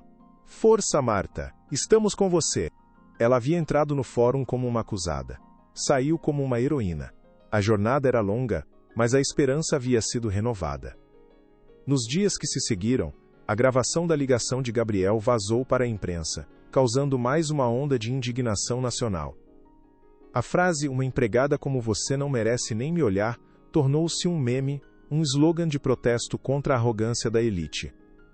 A imagem pública dos Del Valle estava em ruínas, as ações de suas empresas caíram vertiginosamente. Parceiros de negócios começaram a se distanciar, temendo a associação com a toxicidade da marca Del Valle. O império que Fernando construiu com tanto cuidado estava tremendo em suas fundações, abalado pela recusa de uma única mulher em ser silenciada. Fernando se trancou em seu escritório, recusando-se a falar com a imprensa. Ele estava em modo de contenção de danos, tenta estancar a hemorragia financeira e de reputação. Mas era como tentar conter o oceano com as mãos.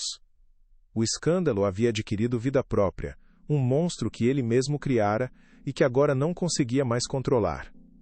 Isso tudo é culpa sua, ele disse a Gabriel durante uma ligação tensa. Sua arrogância, sua falta de controle, você está destruindo tudo o que eu construí. Do outro lado da linha, Gabriel permaneceu em silêncio, talvez pela primeira vez em sua vida, começando a entender a verdadeira magnitude das consequências de seus atos. O castelo de cartas estava desmoronando. Enquanto o Império Del Valle balançava, Marta encontrava um pouco de paz. A vitória na audiência preliminar e a onda de apoio renovado lhe deram um novo fôlego. Ela se sentia mais forte, mais confiante. As sessões de preparação para o julgamento com o Dr. Almeida continuaram, mas agora havia uma nova energia no ar, uma sensação de que a justiça estava ao alcance. O advogado, no entanto, a advertiu contra o excesso de confiança. Não se engane, Marta. Eles estão feridos, mas não estão mortos. Um animal encurralado é o mais perigoso. Fernando Del Valle não vai desistir. Ele vai encontrar outra maneira de atacar. Precisamos permanecer vigilantes. E ele estava certo. A equipe de Fernando, incapaz de encontrar podres na vida de Marta, mudou de tática. Eles pararam de tentar desacreditá-la e começaram a tentar destruir o caso em tecnicalidades legais. Eles entraram com dezenas de moções, tentando adiar o julgamento, contestando cada peça de evidência, tentando esgotar os recursos e a paciência da equipe de Marta. Era uma guerra de atrito, projetada para arrastar o processo por anos. Era uma estratégia cínica, mas que muitas vezes funcionava. Mas eles não contavam com a determinação do Dr. Almeida.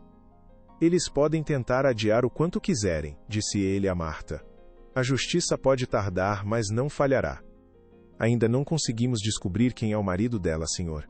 É como se ele não existisse oficialmente. O sigilo é de nível governamental. Nunca vi nada parecido.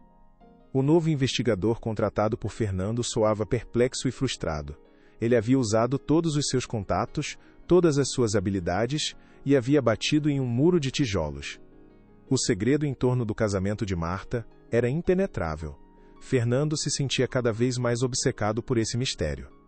A identidade do marido de Marta havia se tornado o ponto cego em sua estratégia, a variável desconhecida que o impedia de controlar o jogo.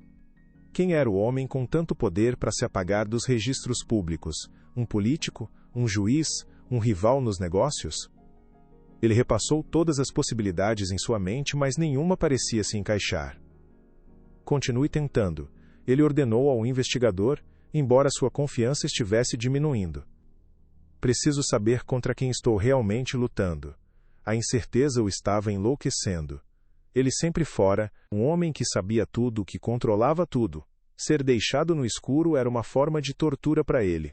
Ele olhou para a foto de Gabriel em sua mesa, o filho que era a fonte de todos os seus problemas. Talvez o verdadeiro problema fosse que, pela primeira vez em sua vida, ele havia escolhido a briga errada. Ele estava lutando contra um fantasma, e estava perdendo. Em meio à guerra legal, a gravidez de Marta avançava. Ela montou o quarto do bebê no pequeno apartamento seguro, um ninho de amor e esperança em meio ao caos. Cada pequeno macacão que ela dobrava era um ato de fé no futuro. O Dr. Almeida, percebendo a necessidade dela de normalidade, a encorajou a fazer pequenas coisas que a faziam feliz. Ele a levou a um parque tranquilo em uma tarde de sol, onde ela pôde caminhar descalça na grama e sentir o calor em seu rosto. Foi um momento de paz rara e preciosa, uma pausa na tempestade. Sabe, doutor, disse ela enquanto observavam as crianças brincando, às vezes eu quase me esqueço de como é a vida normal, sem advogados, sem tribunais, sem medo. Ele sorriu. Você terá isso de volta, Marta, e será ainda melhor, porque você terá seu filho nos braços. Ela colocou a mão sobre o ventre, sentindo um chute forte. Eu mal posso esperar para conhecê-lo, ela sussurrou. Naquele momento, ela não era um símbolo ou uma litigante. Era apenas uma mãe, cheia. A de amor e expectativa. E essa era a identidade que mais importava. Essa paz momentânea era o combustível que ela precisava para a batalha final que se aproximava. A força de uma mãe é inigualável. A data do julgamento principal foi finalmente marcada. Seria em um mês. A notícia trouxe uma nova onda de ansiedade, mas também de alívio. O fim da jornada estava à vista. A contagem regressiva para o confronto final havia começado. A mídia voltou a se agitar, antecipando o que estava sendo chamado de o julgamento do século. A história de Marta contra os Del Valle havia capturado a imaginação do país, tornando-se uma parábola moderna de Davi e Golias. As equipes jurídicas de ambos os lados intensificaram sua preparação. Do outro lado, a equipe dos Del Valle, agora liderada por um novo e ainda mais caro advogado, preparava uma nova linha de ataque. Eles iriam argumentar que Gabriel tinha problemas de saúde mental, que não estava no controle de suas ações. Era uma estratégia desesperada, a tentativa de gerar simpatia para o agressor. Eles vão tentar de tudo, Marta, alertou o Dr. Almeida. Vão tentar usar a psicologia, a medicina, qualquer coisa para justificar o injustificável. Não se surpreenda com nada. A batalha final seria travada não apenas com fatos e leis, mas também com narrativas e emoções. E o palco para essa batalha seria o fórum, sob o olhar atento de todo o país. A verdade seria a única arma. Uma semana antes do julgamento, Marta recebeu outra entrega anônima. Desta vez, não era uma fotografia. Era uma pequena caixa de veludo azul. Com o coração batendo forte, ela a abriu. Dentro, em um leito de cetim, estava um par de minúsculos sapatinhos de bebê, feitos de lã branca e macia. Não havia bilhete, mas ela não precisava de um. Ela sabia de quem eram. Eram um presente de seu marido, uma mensagem de amor e encorajamento, um lembrete de que ele estava pensando neles, que estava com eles em espírito. Ela pegou um dos sapatinhos e o segurou contra a bochecha. Era tão pequeno, tão delicado, era um símbolo de tudo pelo que ela estava lutando. A inocência, o futuro, a promessa de uma nova vida. Ela colocou a caixa de veludo na cômoda do quarto do bebê, ao lado da carta que havia escrito e da fotografia do casamento. Aqueles 3 objetos eram seus tesouros, seus amuletos. Eles continham toda a história de seu amor, de sua luta e de sua esperança. Ela olhou para o pequeno santuário que havia criado, e sentiu uma onda de calma e determinação percorrer seu corpo. Ela não estava mais com medo, estava pronta. A força de seu amor era sua maior armadura. Fernando Del Valle olhava para o relatório final do investigador com incredulidade. O homem não havia conseguido descobrir o nome do marido de Marta, mas havia descoberto algo igualmente chocante. Nossos contatos dentro do sistema judiciário nos informaram que o juiz designado para o caso de seu filho foi substituído no último minuto. O novo juiz é inesperado. Ele é conhecido por sua retidão, sua incorruptibilidade, e ele tem uma conexão pessoal com o Dr. Almeida. Eles foram colegas na faculdade de Direito. Fernando sentiu um nó no estômago. Isso não era coincidência. Alguém estava movendo as peças do tabuleiro. Alguém com poder e influência suficientes para mudar um juiz em um caso de alta visibilidade. A mão invisível que protegia Marta estava se tornando cada vez mais visível, e Fernando não gostava nada disso. A sensação de estar perdendo o controle era avassaladora. Ele havia construído seu império com base na premissa de que tudo e todos podiam ser controlados. Mas ele estava enfrentando um adversário que não jogava segundo as suas regras. Quem é você? Ele sussurrou para o vazio de seu escritório, a pergunta dirigida não a Marta, mas ao homem misterioso por trás dela. A resposta viria, mas seria no tribunal, e seria tarde demais para ele. A manhã do julgamento chegou fria e cinzenta. Marta vestiu-se com cuidado, escolhendo um vestido azul claro que realçava a vida que carregava. Como toque final, colocou no pescoço o cordão com o objeto de prata. Ela sentiu o metal frio contra sua pele, uma fonte de força silenciosa. Ao chegar ao fórum, a cena era ainda mais caótica. A rua estava bloqueada, tomada por carros de reportagem, manifestantes com cartazes de apoio a Marta e curiosos. Era um circo midiático. Marta caminhou pela multidão, protegida por sua equipe de segurança, o rosto sereno, os olhos focados. Ela não ouvia o barulho. Ouvia apenas a batida de seu próprio coração e a voz calma do Dr. Almeida ao seu lado. Ao entrar na sala do tribunal, ela sentiu todos os olhares se voltarem para ela. Ela viu Gabriel e Fernando, os rostos tensos. Viu o novo juiz, um homem de aparência severa. Viu os jurados, pessoas comuns cujas vidas haviam sido interrompidas para decidir seu destino. Ela respirou fundo, sentou-se no banco das casquezem, testemunhas, e se preparou. A hora da verdade havia chegado. Não havia mais para onde correr. A justiça estava esperando. A promotoria chama sua primeira testemunha, a senhora Marta dos Santos. A voz do promotor ecoou pela sala silenciosa. Com as pernas um pouco trêmulas, mas a cabeça erguida, Marta caminhou até o banco das testemunhas e fez o juramento. O Dr. Almeida lhe deu um aceno encorajador. Ela estava no centro do palco. Sua jornada, que começara com um ato de violência, a levara até ali. Ela olhou para os jurados, e então, ela contou sua história. Com uma voz calma e clara, ela narrou os eventos daquela noite fatídica, a dor, a humilhação, o medo por seu bebê. Ela não chorou nem se fez de vítima. Apenas relatou os fatos com uma dignidade que encheu a sala. Ela falou sobre a oferta de dinheiro, sobre as ameaças, sobre a campanha de difamação. Sua autenticidade era inegável, sua verdade era palpável. Enquanto ela falava, a sala do tribunal parecia prender a respiração. Até mesmo, o advogado de defesa dos Del Valle parecia momentaneamente desarmado pela força tranquila de seu testemunho. Ela não era apenas uma garçonete. Era a personificação da dignidade humana, uma força que se recusava a ser quebrada. E sua história estava apenas começando a ser contada. Quando Marta terminou seu depoimento, um silêncio pesado pairou sobre a sala. O juiz olhou para ela com uma expressão que parecia ser de respeito. Os jurados estavam visivelmente comovidos. O testemunho dela havia sido poderoso. O advogado de defesa se levantou para o interrogatório. Ele tentou desestabilizá-la, fazendo perguntas capciosas sobre seu passado, insinuando que ela tinha segundas intenções. Senhora Santos, não é verdade que a senhora viu neste infeliz incidente uma oportunidade para melhorar sua situação financeira, uma chance de ouro, por assim dizer? Marta olhou diretamente para ele, o olhar firme.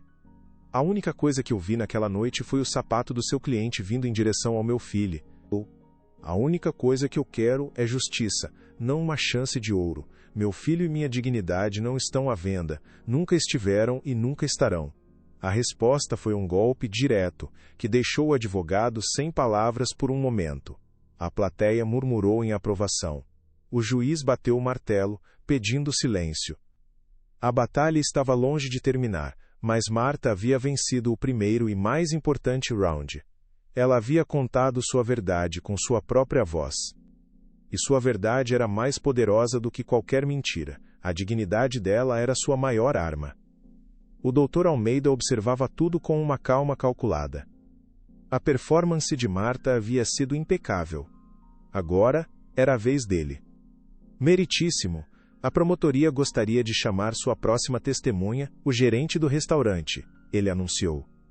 O homem, pálido e suando frio, subiu ao banco.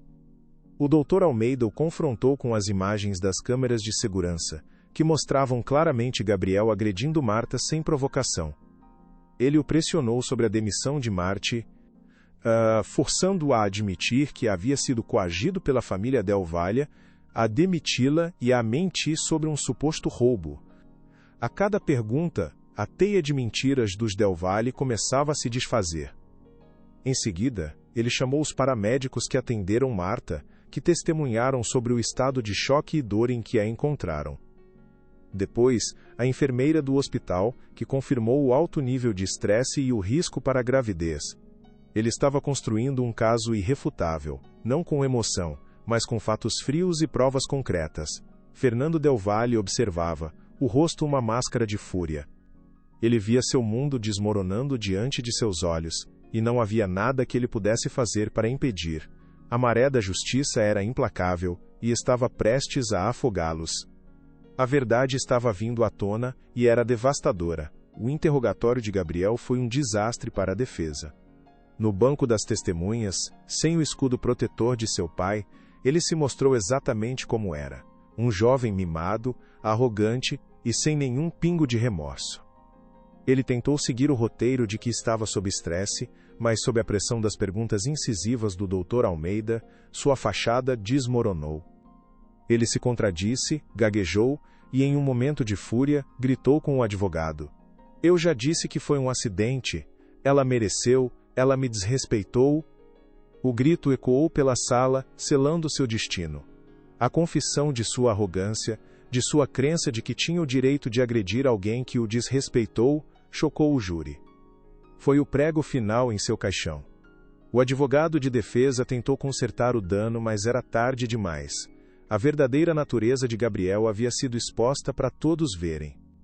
Ao final de seu testemunho, o clima na sala era de condenação.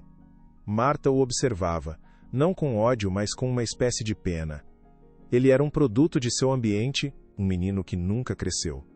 A justiça para Marta estava cada vez mais próxima, e a ruína para Gabriel era inevitável. No último dia do julgamento, antes dos argumentos finais, o Dr. Almeida levantou-se. Meritíssimo, a promotoria tem uma última peça de evidência a apresentar, e uma última testemunha para chamar. Um murmúrio de curiosidade percorreu a sala. É uma testemunha de refutação, para contestar a alegação da defesa de que as motivações da minha cliente são puramente financeiras, respondeu o Dr. Almeida. O juiz, intrigado, permitiu. A promotoria chama ao banco das testemunhas o Sr. Antônio de Alcântara Moraes. O nome não significava nada para a maioria das pessoas na sala, mas para Fernando Del Valle, foi como um soco no estômago. Ele empalideceu.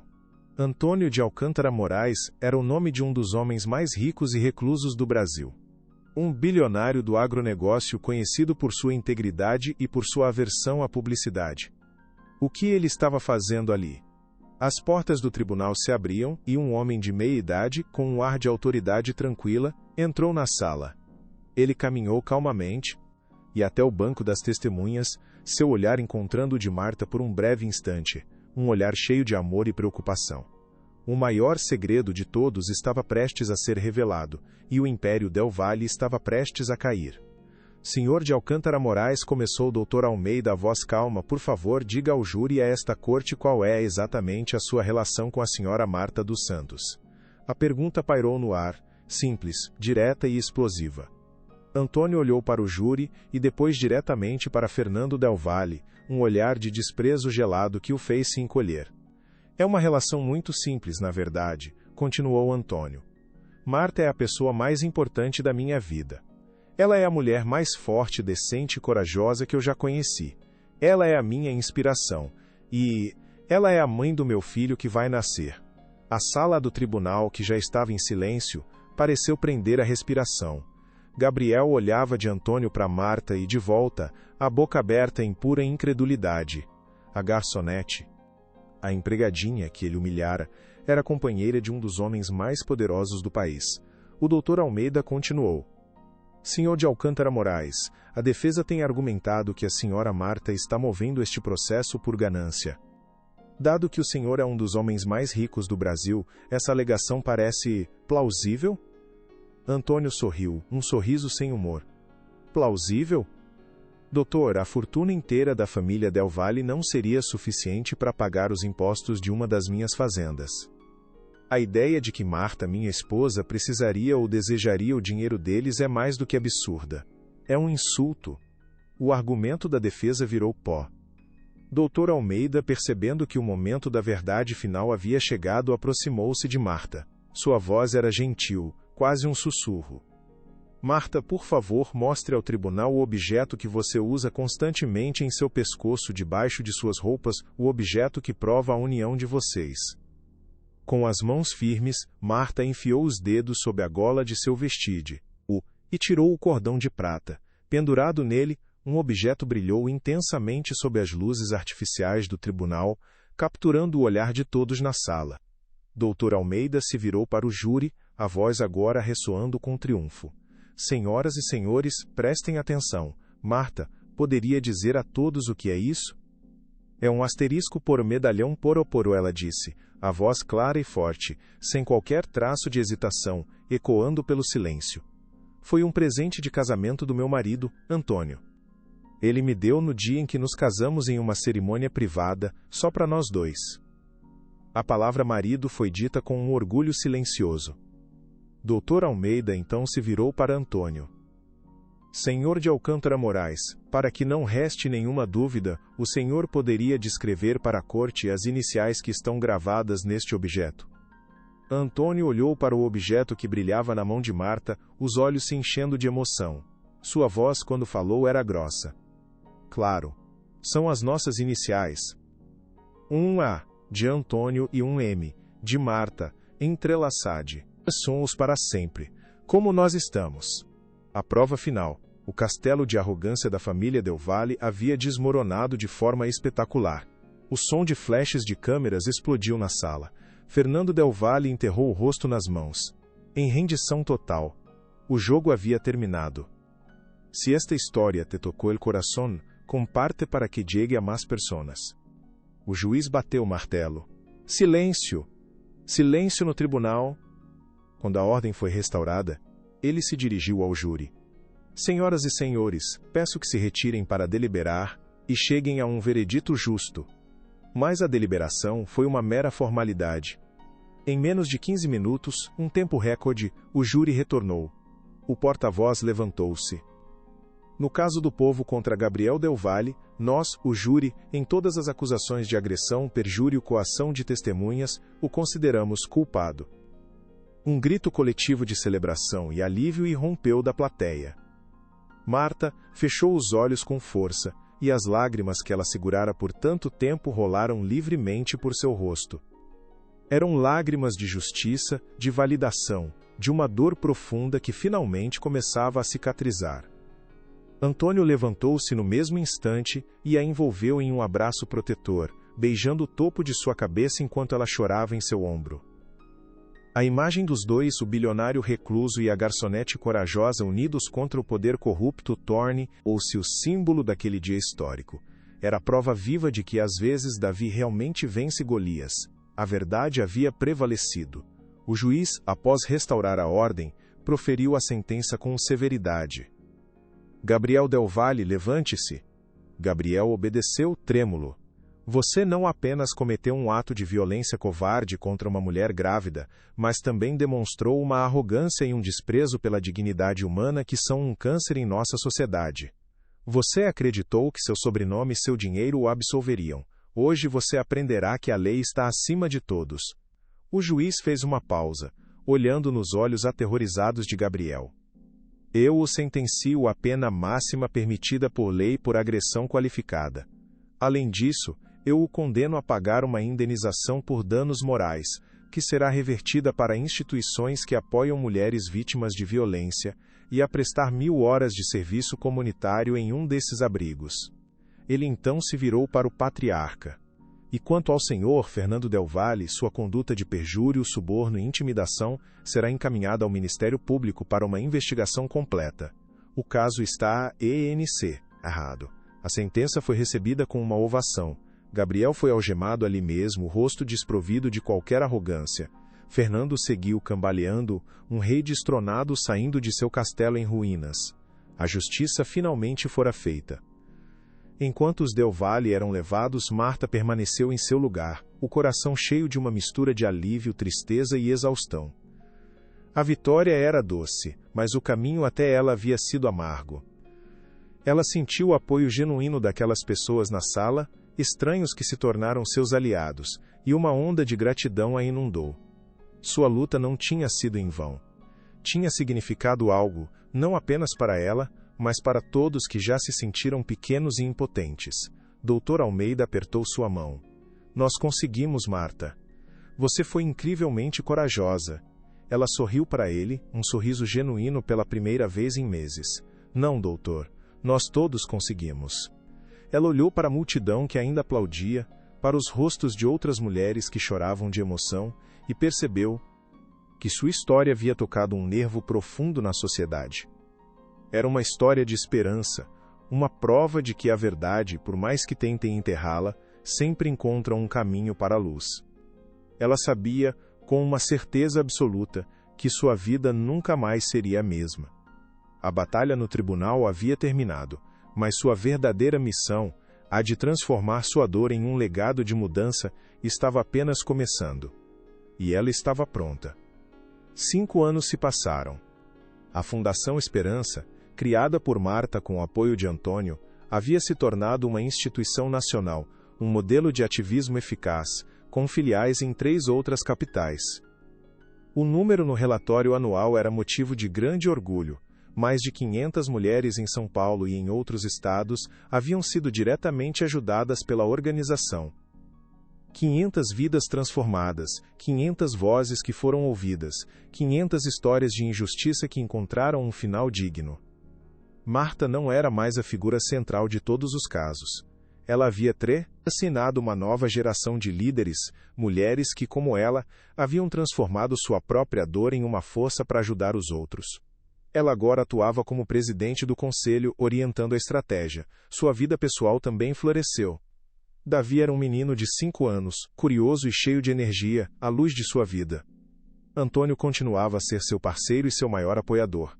Eles viviam uma vida confortável, mas discreta, valorizando os momentos simples em família. Às vezes, ao ver Davi correndo pelo jardim, rindo com uma alegria despreocupada, Marta se lembrava da escuridão que quase a consumiu. E sentia uma onda de gratidão tão intensa que quase a deixava sem fôlego. Valeu a pena, pensava. Cada lágrima, cada noite de medo, valeu a pena. 10 anos depois do julgamento que mudou sua vida para sempre, Marta estava em Brasília. Ela estava sentada na galeria do Congresso Nacional, o coração batendo forte de antecipação.